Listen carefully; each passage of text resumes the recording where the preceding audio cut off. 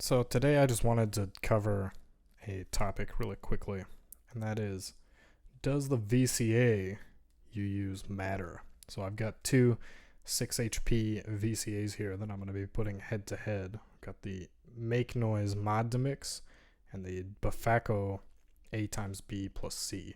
And we're going to be putting them back to back with a couple different tests of AM, amplitude modulation, and ring modulation with both slow and fast modulation signals, and looking at the scope to see how they handle different kinds of situations.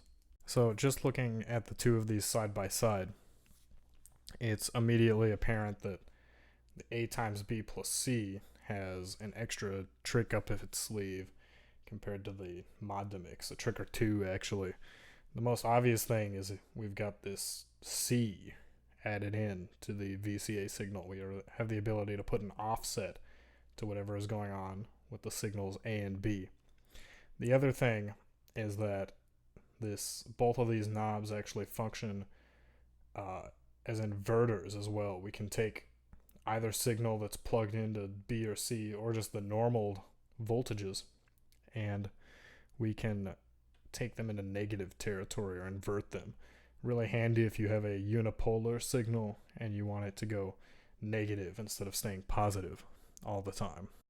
With the Moddemix, we don't have that. We just have a strength control over the modulation input. We don't have the ability to invert it in the module itself, but if you have plenty of other ways to do that and don't need it baked into the module, it may not be a large concern. Alright, so I'm going to get a patch set up and let's start comparing these two head to head.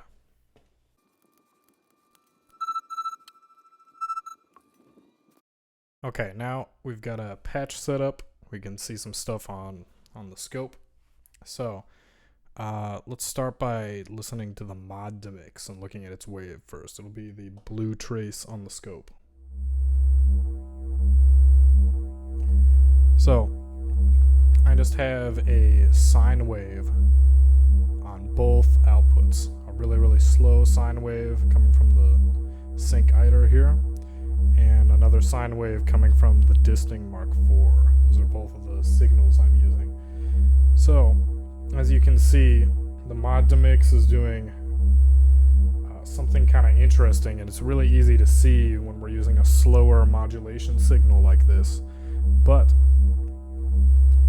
as the wave goes up and down slowly like this, you can see it's kind of taking the input signal and making these like trapezoid shapes around the edges.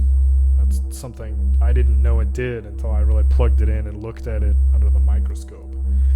So let's turn that down and let's look at the A B+C.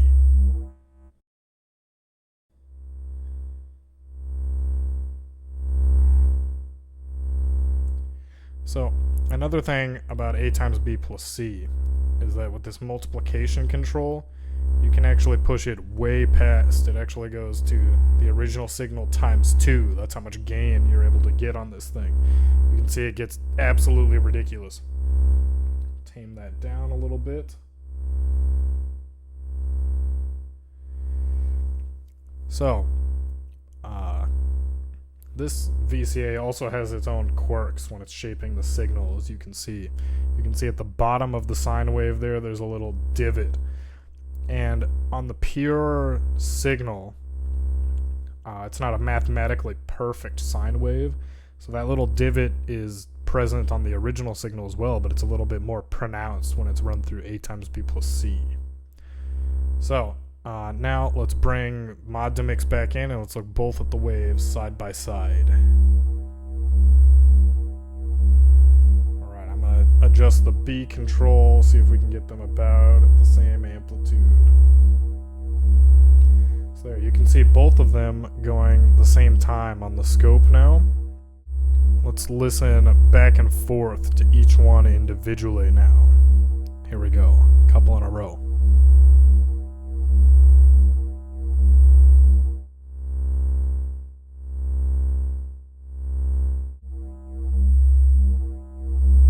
Let's listen to that one more time.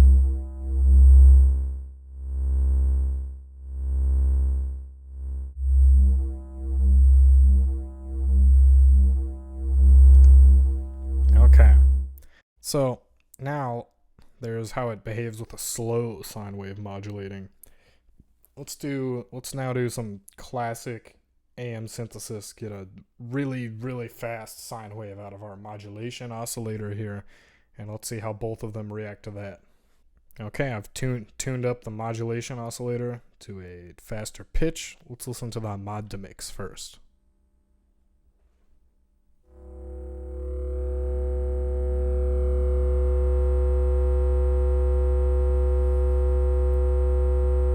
Awesome, classic stuff. Let's listen to A times B plus C now.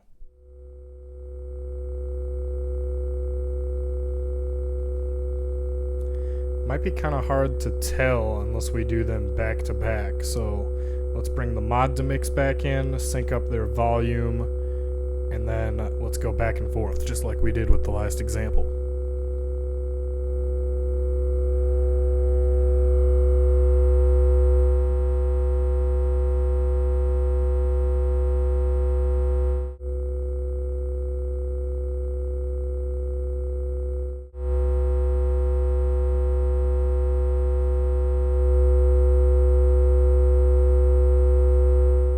Alright, so there's an overview of AM.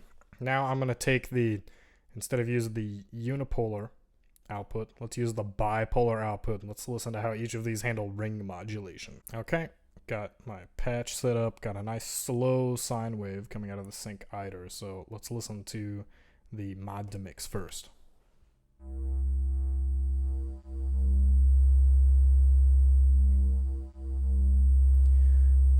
You can hear and see on the scope it's still doing that thing where it makes the wave more trapezoid-like as it moves through its modulation index.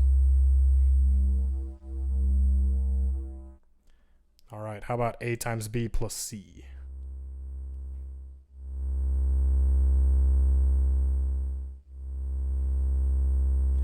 So you can see it's still producing that little divot on the bottom of the wave, but as the modulation oscillator enters negative territory, it actually flips to where it's on the top now, since we're doing ring modulation now instead of amplitude modulation.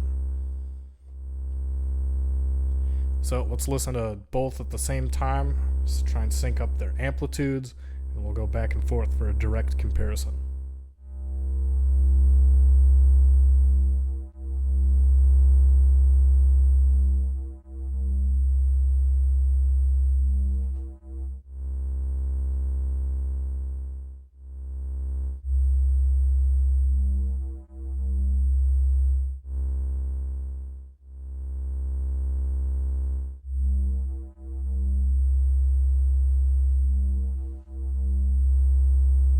Alright, let's tune up a faster modulation signal, and we'll be right back. We've got our faster sine wave tuned now. Let's take a listen to Moddemix first.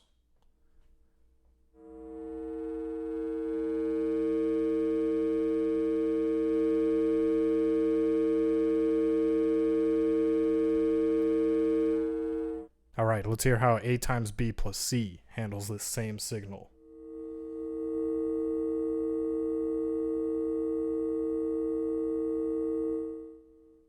Alright, now back-to-back comparison.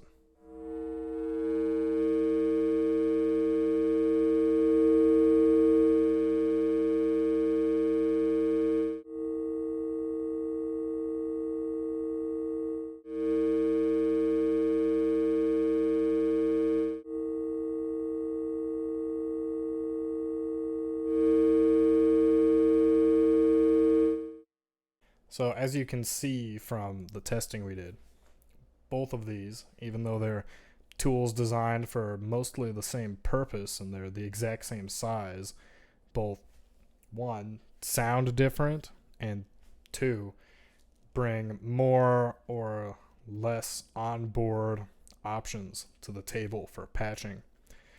The Moddemix and the A times B plus C both have their own unique sound, but in the end, it's always going to be up to personal preference. But I think we've answered the question.